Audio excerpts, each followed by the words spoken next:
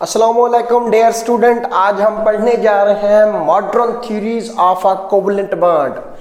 बेटा modern theories जो covalent bond की हैं बेसिकली तीन है, जिसमें मैकेनिकल स्ट्रक्चर ऑफ एटम जो है उसकी बुनियाद कोवलेंट बॉन्ड कैसे बनते हैं मॉडर्न थ्योरीज उसको एक्सप्लेन करती हैं।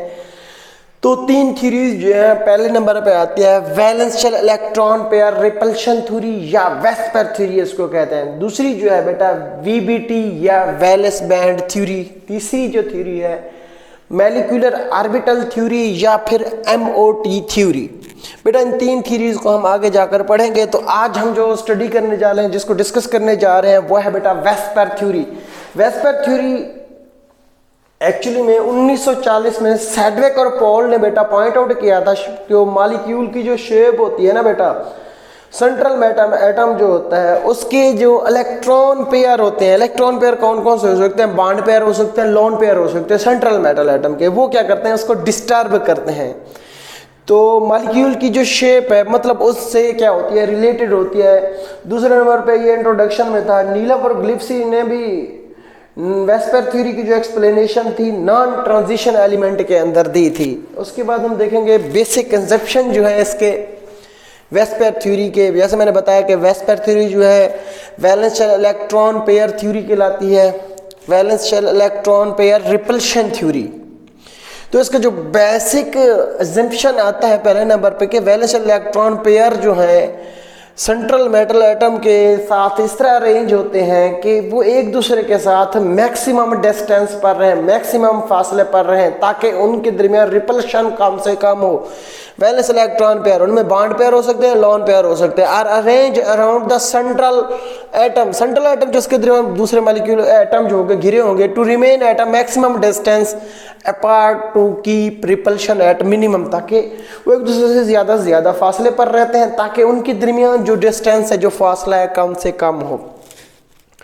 पास्टुलेट निहायत ही अहम है और वो कई मरतबा पेपर में भी आ चुके हैं। तो वेस्पर थ्योरी के जो मेन बेसिक पास्टुलेट हैं वो ये है। फर्स्ट पास्टुलेट है कि वो कहता है कि both bond pair as well as lone pair take part, हिस्सा लेते हैं या participate in the determine the geometry of molecule. Molecule की जो ज्योमेट्री होती है उसको बताने में ये मदद करते हैं। कौन से बेटा? दोनों, लोन पेयर भी बॉन्ड पेयर भी।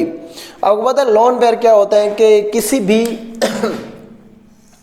एटम के वैलेंस शेल के वो वाले इलेक्ट्रॉन जो बॉन्डिंग में हिस्सा नहीं ले रहे होते, ऐसे लोन पेयर की सूरत में रहते हैं, और बॉन्ड पेयर वो वैलेंस शेल इलेक्ट्रॉन जो बॉन्डिंग में हिस्सा लेते हैं। दूसरे नंबर पे है बेटा electron pair are arranged around the central atom so as to remain at a maximum distance to avoid the repulsion. वो कहते हैं कि जो इलेक्ट्रॉन पेयर होते हैं मतलब बॉन्ड पेयर और लोन पेयर एक दूसरे से फासले के ऊपर रहते हैं ताकि जो रिपल्शन है वो कम से कम हो।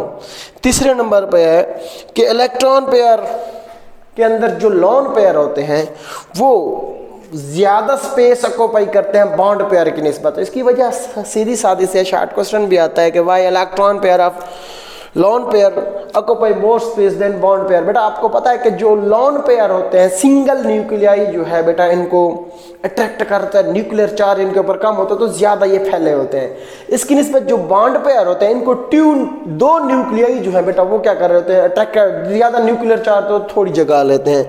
यही वजह है कि लोन पेयर बॉन्ड पेयर की निस्बत ज़्यादा स्पेस जो है ऑक्यूपाई करते हैं। अगर magnitude of repulsion between electron pair देखा जाए तो सबसे ज़्यादा लोन पेयर के दरमियान रिपल्शन होती है। एक लोन पेयर दूसरे लोन पेयर को ज़्यादा रिपेल करता है। उसके बाद जो कम होती है लोन पेयर बॉन्ड पेयर के दरमियान रिपल्शन कम होती है। इनसे भी अगर कम होती है तो वो बॉन्ड पेयर के दरमियान रिपल्शन कम होती है। ये जो रिपल्शन है इनको वैन डर वाल्स रिपल्शन भी कहा जाता है।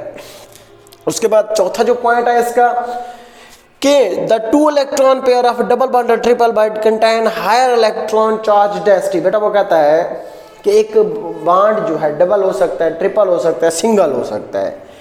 सिंगल बॉन्ड की निस्बत डबल और ट्रिपल बॉन्ड में जो इलेक्ट्रॉनिक चार्ज डेंसिटी होगी वो ज़्यादा होगी, वो ज़्यादा स्पेस ऑक्यूपाई करेंगे। लेकिन जब मॉलिक्यूल की हम शेप बताने लगते हैं, मतलब शेप को डिटरमाइन करने जा रहे होते हैं, तो वो बिहेव करते हैं सिंगल इलेक्ट्रॉन पेयर के तौर पर। उसकी वजह सिंगल बॉन्ड के तौर पर, उसकी वजह ये है कि डबल बॉन्ड और ट्रिपल बॉन्ड हैं तो सेम रीजन में और सेम दोनों तरफ से सेम न्यूक्लियाई ने उनको अट्रैक्ट किया हुआ है। बेशक उनने स्पेस ज़्यादा ली हुई है लेकिन बिहेव ऐसे करते हैं जैसे सिंगल इलेक्ट्रॉन पेयर या सिंगल बॉन्ड पेयर हो। मतलब डबल बॉन्ड हो, ट्रिपल बॉन्ड हो या सिंगल बॉन्ड हो, वो ऐसे बिहेव करते हैं। उनकी डिटरमाइन जो उनकी जब ज्योमेट्री डिटरमाइन होने लगते हैं जैसे सिंगल बॉन्ड हो। ठीक है जी, ओके जी, अल्लाह हाफ़िज़। यहाँ तक था हमारा आज का टॉपिक।